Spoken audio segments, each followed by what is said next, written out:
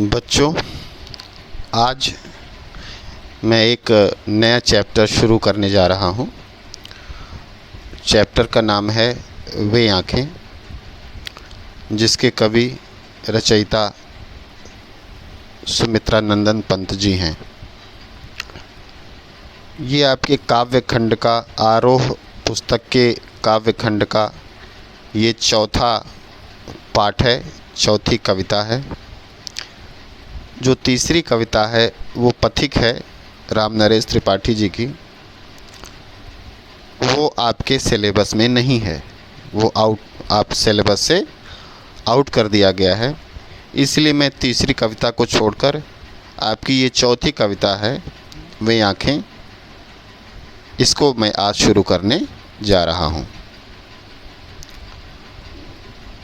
इस वीडियो में मैं इस कविता के रचयिता वे आँखें कविता के रचयिता सुमित्रा नंदन पंत की जीवनी एवं साहित्यिक परिचय और इस पाठ की प्रासंगिकता, इस कविता की प्रासंगिकता की बात इस वीडियो में करूँगा।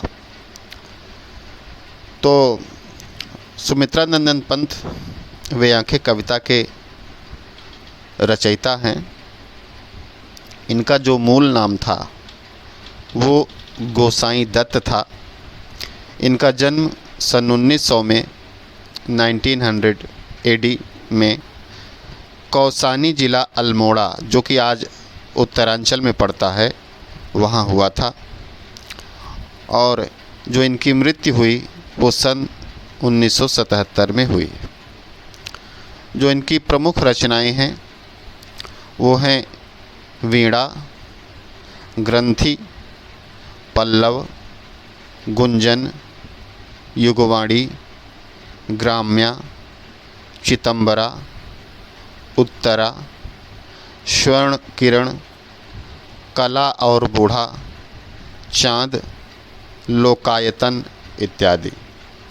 जो इनको सम्मान मुख्य रूप से मिले हैं साहित्य के क्षेत्र में वो हैं भारतीय ज्ञानपीठ पुरस्कार, साहित्य अकादमी पुरस्कार, सोवियत लैंड नेहरू पुरस्कार, पद्म भूषण पुरस्कार इत्यादि।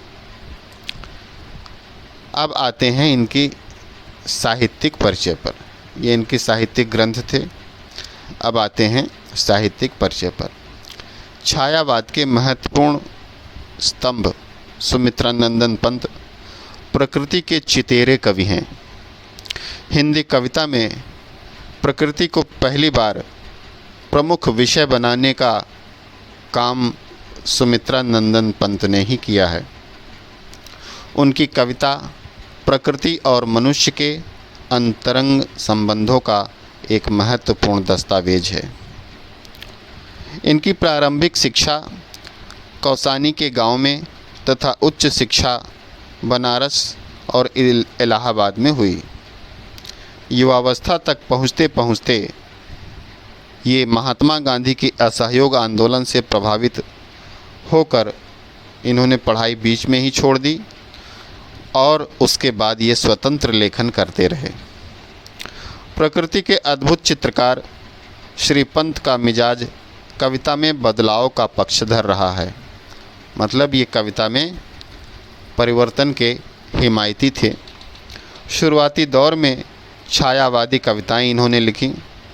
पल पल परिवर्तित प्रकृति वेश इन्हें जादू की तरह आकृष्ट कर रहा था। बाद में चलकर प्रगतिशील दौर में ताज और वे आँखें जैसी कविताएं भी इन्होंने लिखी। इसके साथ ही अरविंद के मानवतावाद से प्रभावित होकर मानव तुम सबसे सुंदरतम जैसी पंक्तियां भी इन्होंने लिखी। उन्होंने नाटक, कहानी, आत्मकथा, उपन्यास, आलोचना के क्षेत्र में महत्वपूर्ण काम किया। रूपाभ नामक पत्रिका का संपादन भी इन्होंने किया, जिसमें प्रगतिवादी साहित्य पर विस्तार से विचार विमर्श हुआ करता था। पंत जी भाषा के प्रति बहुत सचेत थे। इनकी रचनाओं में प्रकृति की जादूगरी जिस भाषा में अभिव्यक्त हुई है उसे स्वयं पंत ने चित्र भाषा या बिंबात्मक भाषा की संज्ञा दी है। ब्रज भाषा और खड़ी बोली के विवाद में उन्होंने खड़ी बोली का पक्ष लिया और पल्लव की भूमिका में विस्तार से उन्होंने साहित्यिक भाषा के रूप में खड़ी बोली का समर्थन किया। प्रस्तुत कविता वे आँखें पंत जी के प्रगतिशील दौर की कविता की हैं। अर्थात जो प्रस्तुत कविता है वे आँखें, ये इनकी प्रगतिशील कविताओं में आती हैं। इसमें विकास की विरोधाभासी अवधारणाओं पर करारा प्रहार किया गया है। युग युग से शोषण के शिकार किसान का जीवन कवि को आहत करता है। दुखद बात यह है कि स्वाधीन भारत में भी किसानों को केंद्र में रखकर व्यवस्था में निर्णायक हस्तक्षेप नहीं किया गया है। कविता ऐसे ही दुष्चक्र में फंसे किसानों के व्यक्तिगत एवं पारिवारिक दुखों की परतों को खोलती है और स्पष्ट रूप से विभाजित समाज की वर्गीय चेतना का खाका प्रस्तुत करती है। तो इस तरह से ये जो कविता के बारे में थोड़ा संक्षिप्त परिचय कि कविता में क्या है और ये कवि का ये साहित्यिक परिचय और ये जीवनी। अब आते हैं इस कविता की प्रासंगिकता पर। ये कविता प्रगतिवादी कविता है, अर्थात वो कविता जिसमें भारतीय समाज जाग रहा था। समाज के विभिन्न वर्गों की टकराहट स्पष्ट रूप से सुनाई दे रही थी। अमीरों और गरीबों, ताकतवर और कमज़ोरों के बीच की जो खाई है हमारे समाज में, वो स्पष्ट रूप से इस समय नज़र आ रही थी।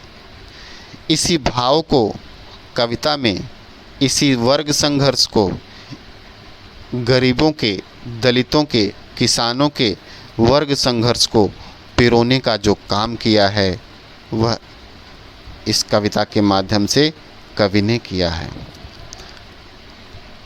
जहाँ तक इस कविता की प्रासंगिकता की बात है, ये कविता उस जमाने का चित्र प्रस्तुत करती है जब देश पराधीन था। पराधीन देश में वैसे तो समाज के सभी वर्गों की हालत बहुत ख़राब थी, लेकिन भारत का अन्नदाता, भारत के सभी लोगों का पेट भरने वाला किसान की क्या स्थिति थी उस पराधीन भारत में, उसको किस तरह से चुन चुन कर प्रताड़ित किया गया, किस तरह से उसका शोषण किया गया, किस तरह से उसको मरने के लिए मजबूर किया गया। वो जीना चाहता है लेकिन उसे कोई जीने नहीं देना चाहता। इसकी बड़ी हृदय विदारक झांकी इस कविता में पंत जी ने हमारे समक्ष रखी है। इसीलिए उन्होंने इसका नाम रखा है वे आँखें। आँख हमारी भावनाओं का, हमारे दुखों का, हमारे हर्ष और विषाद का प्रतिबिंब होती है। जब हम खुश होते हैं तो आँखों से छलकता है, और हम जब दुखी होते हैं तो भी वो आँखों से ही छलकता है। और विशेष रूप से जब आँखों से आंसू गिरना बंद हो जाते हैं तो दिल में व्यक्त उठ रहे जो दुखों का तूफ़ान है वो किस तरह से आँखों में नज़र आता है। उसकी बड़ी हृदय विदारक झांकी कवि ने इस कविता के माध्यम से प्रस्तुत की है। चूँकि ये पराधीन भारत के किसान के शोषण की, अमानवीय व्यवहार की ये कविता है, इसलिए एक हमारे सामने एक तस्वीर उभरती है उस शोषक, उस विनाशक शासन चक्र की, जिसमें लगभग 150 साल से 200 साल हमारा देश पिसता रहा है।